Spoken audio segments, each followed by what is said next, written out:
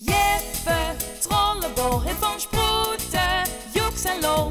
Geef mich maar die hand en reis met mich door het land. Want in ons Limburgse landje valt van alles te beleven. En doe wets mijn Jeppelientjes leven niet doen even. Jeppe, Tippetop, de bus einde, Sproetenkop. Ik mooi van kleurende natuur. Jo, Jeppe, begin er maar met een nieuw avontuur.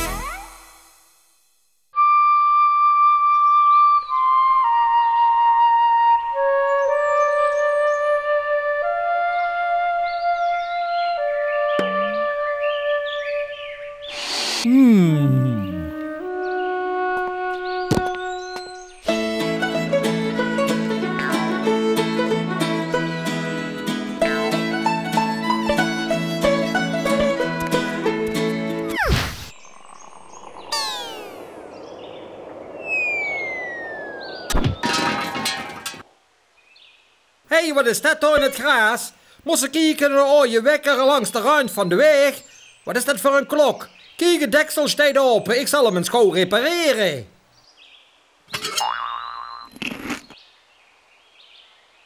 Oké. Ja, zeker goed. Hé, Kareltje, vervelend man, laat dat. Mollo, wollo, jachten is weg toch?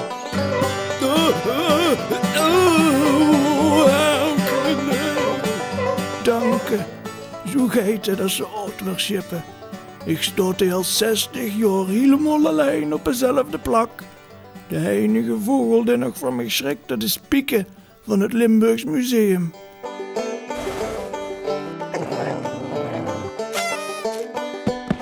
Ja, we hebben een been roddende grond. Dan mogen ze wel uitkijken dat ze niet omwijt. Ja, lacht er maar mij. Maar de tijd gaat veel te snel voor mij. Ik ben veel vergeten van vroeger. Ik heb Noord-Limburg in de afgelopen 60 jaar razendsnel zien veranderen. Maar vertel me liever, wie is aan die klok van vadertje Tiet komt? Wat, is dat de klok van vadertje Tiet? Nou, die heb ik gevonden hier in het gras, daarvoor. Maar hij is kapot, kijk maar. Ik zie het. Maar als ze die veer ervoor weer instopt, let op mijn woord, dan loopt hij vast weg. Hé, heb je het gezien? Ik ben een echte techneut, man. Moest eens kijken. Oh, de wiezels lopen achteruit. Nu gaat de Tiet achteruit. Wat nu?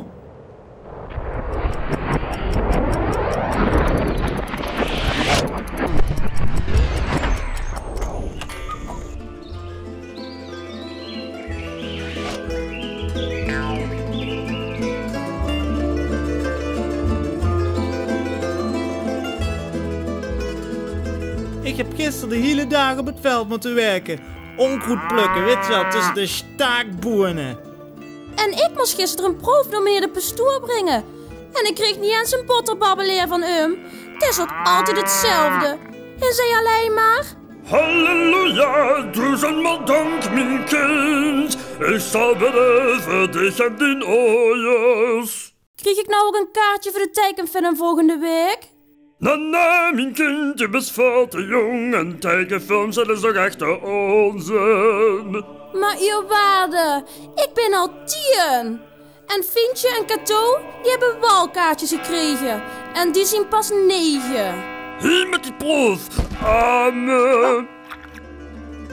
Du weet toch dat meneer pastoor de misdienaars altijd voortrekt. Hallo, ik ben Jeppe. En wem zit jij? Ik ben Piet. En ik ben Mariet. Hé, Mariet, ik hoorde je net gaan zeggen. Over een proef. Wat is dat eigenlijk? Ja, weet ze dat niet? Meneer de pastoor, die kreeg altijd het beste stuk vlees van het verken. Waarom eet je dat niet zelf op?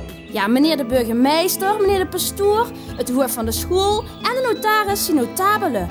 Dat zijn hele belangrijke mensen. En die kregen altijd een proef en de fijnste groente uit onze tuin. Nou, wat een onzin. Je zit gek. Kunnen die dat niet zelf kopen? Natuurlijk wel. Maar het dagelijks leven op het platteland is keihard.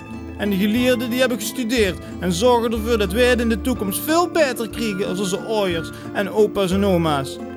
Veel vaders werken in de Zuid-Limburgse mine of die steken turf in de Piel. Ja, en wetsen, een paar jaar geleden waren hier nog oorlog met de Pruisen. Ik bedoel, met de Duitsers. Oorlog? Wat deunt je wel niet? In onze tijd hebben we televisies en mobiele telefoons en computers. Televisies? Computers? Wat is dat allemaal? Ja, en een televisie dat is een plastic kast met een venster erin. En dan kun je kijken wat er bijvoorbeeld in Amerika of in Afrika gebeurt. En een mobiele telefoon, dat is een telefoon zonder kabel. En met een computer, dan kun je met internetten, MSN'en en mailen. Nou, spannend hier. Maar ik geloof er niks van. Trouwens, ik ga snel naar huis. Want ik moet mijn moeder helpen met het onkruid plukken tussen de staakbonen. Ja, en ik moet ook gewoon, want ik moet mijn pap helpen met de slamkool. De kolenboer heeft gisteren de slam voor de winter gebracht. Slam? Wat is dat nu toch weer? Dat is na het steenkoolafval uit de mine. Dat stoken we in de winter in onze stoof. Lekker warm. In de stoof opstoken? Nou ja, het zal wel. Toedeloe. En eet die proeven in het vervolg maar lekker zelf op en geef je die diecup gewoon niks zo. Ik heb alles gehuurd en herinner me weer precies wie het vroeger was. Volgens mij besticht mij, maar dan veel jonger. Weet ze nog de tijd dat vogels nog schrokken van een vogelverschrikker? Jo, dat was nog in de goeie oude tijd toen er nog nauwelijks tractors waren en de boeren met het paard het langum ploegden. Hallo, moet ik even sturen? Ik wil weer terug naar mijn eigen tijd. Maar ik weet niet wie dat moet, weet jij dat? Nou, ik denk dat ze die veer in de klok van vadertje Tiet dan weer om ons draaien. Dan loopt de tijd weer goed.